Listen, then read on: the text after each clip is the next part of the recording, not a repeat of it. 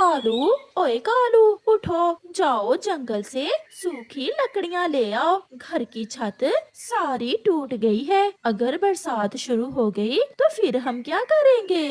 इससे तो अच्छा मैं तुमसे शादी ही ना करता। जब देखो कालू कालू लगाए रखती हो। मेरा सोना तो तुमसे बर्दाश्त ही नहीं होता। किस्मत तो मेरी खराब थी जो मेरी माँ ने तुम जैसे आलसी और आवारा कौवे से मेरी शादी कर दी। मेरा नहीं तो अपने इस छोटे से बच्चे का ही ख्याल कर लो। लकड़ियाँ लाकर अपने घर की छत मरम्मत कर लो, नहीं तो मरेंगे हम सब ऐसे टूटे हुए घर के नीचे दबकर। कहाँ है मेरा कुल्हाड़ा? दो मुझे। फिर कालू कौवा अपनी पत्नी गौरी कौवी से अपना कुल्हाड़ा लेकर घर से निकलता है। रास्ते में वो सोचता है कि वो चिड़िया को भी साथ ले जाता है, क्योंकि उसे पता नहीं था कि जंगल में सूखी लकड़ियाँ कहाँ से मिलेंगी। इसलिए कालू कौवा चिड़िया के पास जाता है। चिड़िया चिड़िया, मैं सूखी लकड़ियाँ लेने जा रहा हूँ। मेरे घर की छत टूट गई है, क्या तुम भी चलोगी साथ? हाँ कालू भैया, मेरे घर की छत तो ठीक है, दरवाजा थोड़ा टूटा हुआ है। मुझे भी अपने घर का दरवाजा ठीक करना है। फिर चिड़िया भी कालू कौवे के साथ लकड़ियाँ लेने चली जाती है। वो उड़ते उड़ते दूर निकल जाते हैं और फिर वो दोनों एक पेड़ पर बैठ जाते हैं। वो घना जंगल था, सारे पेड़ हरे भरे थे, इसलिए उन्हें करीब में कोई भी सूखा हुआ पेड़ दिखाई नहीं देता। चिड़िया, मैं तो थक गया हूँ और अभी तक कोई भी सूखा पेड़ नहीं मिला। कालू भैया, हम पहाड़ों पर जाते हैं, मुझे पूरा विश्वास है पहाड़ों पर हमें कोई ना कोई सूखा हुआ पेड़ जरूर मिल जाएगा। फिर कालू कौवे की नजर सामने एक विशाल पेड़ पर जाती है और वो चिड़िया से कहता है। चिड़िया, वो सामने वाला पेड़ बहुत बड़ा है। मैं तो उसी पेड़ से कुछ लकड़ियाँ काटने जा रहा हूँ। मगर कालू भैया, वो पेड़ तो हरा भरा है, हम पक्षी हरे पेड़ों को काटकर अपने घर नहीं बनाया करते। तुम ढूंढो सूखा पेड़, मैं तो उसे ही काटने जा रहा हूँ।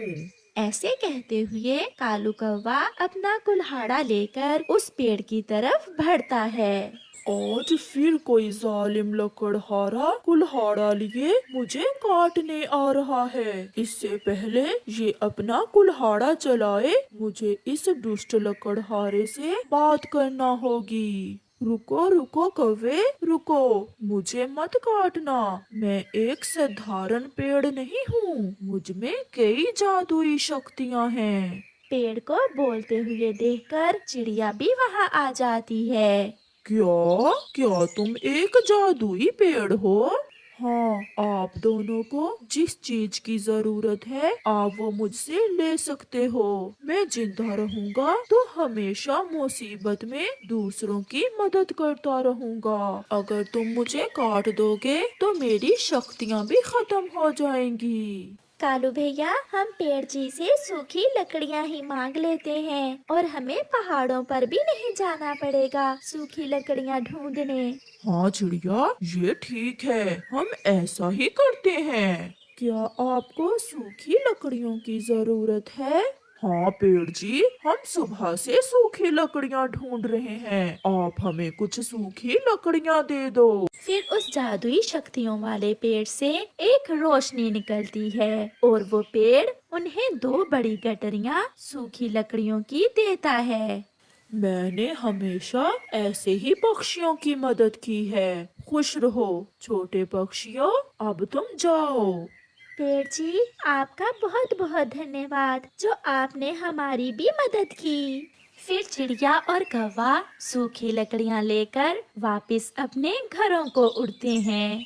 घर जाकर कालू कौवा अपनी पत्नी को सारी बात बताता है कि कैसे उस विशाल जादुई शक्तियों वाले पेड़ ने उन्हें सूखी लकड़ियाँ दी।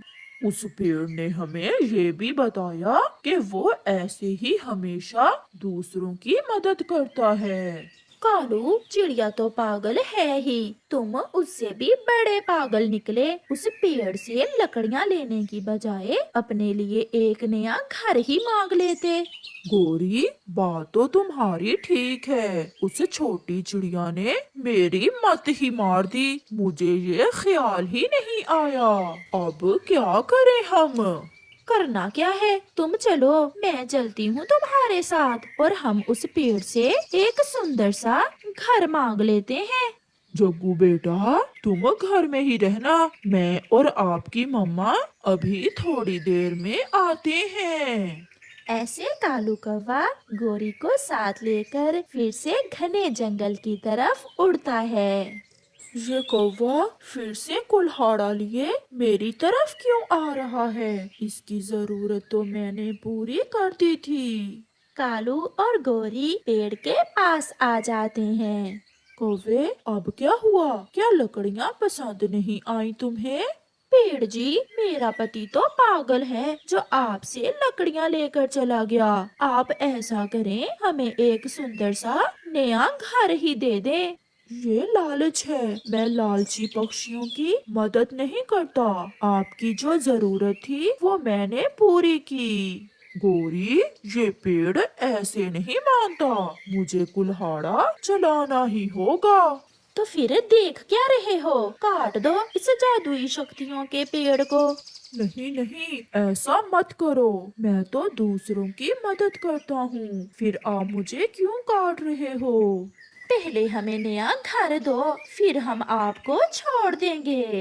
ये लालची कौवे घर लिए बिना जाने वाले नहीं हैं। तो फिर आप जाओ। मेरी जादुई शक्ति से आपका पुराना घर नए में बदल गया है। पेड़ जी, सच? मैं झूठ नहीं बोलता। और हाँ, फिर दोबारा मेरे पास ना आना। तुम दोनों यहाँ से जा सकते हो। गोरी और कालू बहुत खुश होते हैं और खुशी खुशी से घर वापस लौटते हैं। जब वो अपने घर के पास आते हैं तो वहाँ सच में एक बड़ा और सुंदर सा घर था, जिसे देखकर गोरी तो खुशी से पागल हुए जा रही थी। उनका बेटा उस नए घर में सोया हुआ था। कालू, देखा, मैं तुमसे ज्यादा अक्लमंद हूँ। तुमने पेड़ से सूखी लकड़ियाँ ली और मैंने नया घर ही ले लिया। गोरी, अब मुझे छत मरम्मत करने की कोई चिंता नहीं है। बरसात, आ जाओ, हम तैयार हैं। ऐसे वो दोनों पति पत्नी हंसने लग जाते हैं। दूसरे रोज गोरी की माँ गोरी से मिलने आती है और वो गोरी का नया घर देखकर हैरान हो जाती है। बेटी, कालू तो बहुत आलसी है। फिर तुमने ये नया घर कैसे बना लिया? गोरी अपनी माँ को सारी बात बताती है। गोरी बेटी, अपनी माँ का नहीं सोचोगी? तुम्हारी माँ का घर भी टूटा हुआ है। मुझे भी उस पेड़ से एक नया घर ले दो। माँ, ये कौन सा बड़ी बात है? आप मेरे साथ चलें। हम कालू के आने से पहले पहले ही उस पेड़ से मिलकर आते हैं। बहुत डरता है वो पेड़ मुझसे। फिर गोरी कुल्हाड़ा उठाती है और अपनी माँ को साथ लेकर फिर से घने जंगल की तरफ निकल जाती है। ये कौवी फिर आ गई और कुल्हाड़ा भी पास है। आज मैं छोड़ूंगा नहीं इसे। काली कौवी, अब क्या हुआ? अब क्यों आई हो यहाँ? ये कुल्हाड़ा देख रहे हो? थोड़े धीरे बात करो मुझसे। चलो जल्दी से मेरी माँ को एक नया और सुंदर सा घर दो, वरना। क्या वरना? क्या तुम मुझे काट दोगी? हाँ, मैं तुम्हें जड़ से ही काट दूंगी अगर तुमने मेरी माँ को नया घर ना दिया तो। वो पेड़ गोरी को फिर अपना गुस्सा दिखाता है और अपनी जादुई शाखाएं गोरी के गिर्द लपेटना शुरू करता है। गोरी की माँ तो वहाँ से भाग जाती है, मगर वो पेड़ गोरी को अपनी शाखाओं में जकड़ लेता है। माँ, माँ, मुझे बचाओ। पेड़ जी, मुझे माफ कर दो। मैं फिर कभी इस दिशा में नहीं आऊंगी। गोरी ऐसे रोती रहती है, मगर वो जादुई शक्तियों का पेड़ गोरी को अच्छा सबक सिखाता है और उसे मार मार कर दूर फेंक देता है। प्यारे दोस्तों, इस कहानी से हमें सीख मिलती है कि लालच बुरी बला है, इसलिए कभी लालच ना करो। सर्दियों की तेज धूप में मम्मा चिड़िया और उसका बेटा कुकू अपने घर के बाहर बैठे सुंदर जंगल को देख रहे थे। मम्मा, मुझे अपना जंगल बहुत अच्छा लगता है। हाँ बेटा, अपना जंगल, अपना घर, अपने दोस्त सभी को अच्छे लगते हैं। मम्मा, मैं जब भी किसी दूसरे जंगल में जाता हूँ तो वो मुझे जरा भी अच्छा नहीं लगता। मम्मा, हमारे जंगल के नदियाँ और फूल दूसरे जंगलों से सुंदर हैं। अब बस कर जाओ बेटा, बातें बहुत हो गई हैं। आप नदी पर पानी पीने जाने वाले थे, जाइए और नदी से पानी पी आइए, फिर आकर पढ़ाई भी करनी है, आपके एग्जाम्स आ रहे हैं। मम्मा, आप देखना, इस बार मैं फर्स्ट पोजीशन लूंगा एग्जाम्स में। फिर कुकू नदी से पानी पीने चला जाता है। कुकू को तेज उड़ने का बहुत शौक था। वो बहुत तेजी से उड़ता हुआ नदी पर पहुंच जाता है। शाम हो गई थी। कुकू नदी से पानी पीकर जैसे ही पीछे देखता है तो उसे एक पेड़ के बड़े पत्ते के ऊपर कुछ हिलता हुआ दिखता है। कुकू उसके पास जाता है। अरे, ये तो एक जुगनू है। हाँ दोस्त, मैं नन्हा जुगनू ही हूँ। मैं कल रात से यहाँ हूँ। मेरी रोशनी खो गई है। मैं ना तो उड़ सकता हूँ और ना ही रोशनी दे सकता हूँ। ये सुनकर कुकू बहुत निराश हो जाता है। ये सब कैसे हुआ दोस्त? आपकी रोशनी कैसे खो गई है? मुझे साल में एक बार सूरजमुखी के फूल का रस पीना होता है। सूरजमुखी का फूल जो रोशनी सूरज चाचा से पीता है, उसे अपने फूल में रख लेता है और फिर हम जुगनू उसी फूल का रस पीकर रोशन होते हैं। क्या मैं आपकी कोई मदद कर सकता हूँ?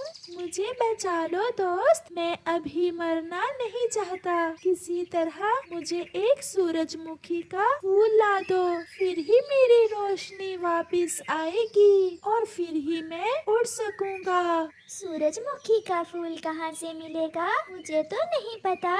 झरने के पास 2 फूल हैं, आप वहाँ से मेरे लिए फूल ले आए। मैं आपको बचाऊंगा, मैं ये सब करूँगा। फिर कुकू तेजी से उड़ता है। उसकी रफ्तार तो बिजली के जैसी थी। वो थोड़ी ही देर में झरने पर पहुंच जाता है और सूरजमुखी के 2 बड़े फूल ढूंढने में उसे देर ही नहीं लगती। नन्हे जुगनू को आपके रस की जरूरत है, या मैं आप दोनों में से किसी एक को तोड़ सकता हूँ? नहीं नहीं, जैसे वो जुगनू अपनी जिंदगी बचाने के लिए हमारा रस पीना चाहता है, ऐसे ही मुझे भी जिंदगी से प्यार है। मैं अभी जीना चाहता हूँ, मगर मुझे आप लेकर जा सकते हैं दोस्त। हम फूलों की जिंदगी तो ऐसे भी 2 दिन की ही होती है। सूख कर मरने से अच्छा है कि मेरा रस पीकर जुगनू इन फजाओं में अपनी रोशनी बखेरे। मुझे खुशी होगी किसी की जिंदगी बचाकर। पत्ता पत्ता सूख कर बिखरने से अच्छा है मैं रोशनी में बदल जाऊं। वो फूल ऐसे बोले जा रहा था और उसका पड़ोसी अपना मुंह दूसरी दिशा में कर लेता है। शायद वो उसकी कोई बात सुनना नहीं चाहता था। सूरज की रोशनी थोड़ी बढ़ गई थी। मुझे बहुत खुशी हुई दोस्त आपकी बातें सुनकर। अपने लिए तो सभी जीते हैं, दूसरों के लिए जीने का हौसला किसी किसी में ही होता है। फिर कुकू वो सूरजमुखी का फूल तोड़कर वहाँ से वापस होता है। अंधेरा हो रहा था। उसे अपनी मम्मा की भी चिंता थी। वो जानता था कि उसकी मम्मा उसे लेकर बहुत चिंतित होंगी। मैं आ गया दोस्त, मैंने कर लिया। ये ले सूरजमुखी का फूल और इसका रस पी ले। फिर जुगनू उस सूरजमुखी के फूल का रस पी लेता है और उसे जिंदगी की नई उम्मीद नजर आती है। आपने मेरी जिंदगी बचाई, मुझे नई रोशनी दी। मैं जब तक जिंदा रहूंगा आपको भूल नहीं सकूंगा। मम्मा कहती हैं हमेशा दूसरों की मदद करो। फिर रात हो जाती है। रात होने के साथ ही जुगनू की मध्यम सी रोशनी अंधेरे में एक बड़े बल्ब की तरह लग रही थी। मेरी मम्मा मेरा इंतजार कर रही होंगी, अब मुझे जाना होगा। चलो दोस्त, आप मेरी रोशनी के पीछे पीछे आ जाओ, मैं आपको घर तक छोड़ देता हूँ। फिर कुकू और नन्हा जुगनू वहाँ से चलते हैं। मैं कब से यहीं घर के बाहर बैठी आपका इंतजार कर रही हूँ। बेटा, आपने इतनी देर क्यों कर दी? इससे पहले कि कुकू बोलता, नन्हा जुगनू कुकू की मम्मा को सारी बात बता देता है। अगर आज मैं जिंदा हूँ तो कुकू की वजह से, वरना मैं तो उस पत्ते के ऊपर बैठा अपने मरने का इंतजार कर रहा था। बहुत अच्छा किया कुकू बेटा, हमेशा ऐसे ही मुसीबत में दूसरों की मदद करना और ऊपर वाला कदम कदम पर आपकी मदद करेगा। दोस्त चलो, मैं आपको अपनी किताबें दिखाता हूँ। फिर वो सब घर के अंदर चले जाते हैं। घर में अंधेरा था और जुगनू के आते ही उनके घर में रोशनी आ जाती है। कुकू बेटा, आपने लालटेन कहाँ रखी थी? मम्मा, वहाँ, वो देखें, सामने पड़ी है। फिर मम्मा चिड़िया अपनी लालटेन जलाने लगती है, मगर उनकी लालटेन तो खराब हो गई थी। मम्मा चिड़िया बार बार कोशिश करती है, मगर वो अपनी लालटेन नहीं जला पाती। मम्मा, मैं आपको बताना ही भूल गया। कल रात जब मैं पढ़ रहा था, लालटेन अचानक बंद हो गई थी। मुझे लग रहा है हमारी लालटेन खराब हो गई है। ये सुनकर कुकू से ज्यादा उसकी मम्मा परेशान हो जाती है। नन्हा जुगनू एक कोने में बैठा सब देख रहा था। बेटा, कल आपका पेपर भी है, अगर रात को पढ़ोगे नहीं तो पेपर कैसे दोगे? मैं अभी लालटेन ठीक करवा कर लाती हूँ। फिर नन्हा जुगनू बोलता है, इस समय कोई भी आपकी लालटेन ठीक नहीं करेगा।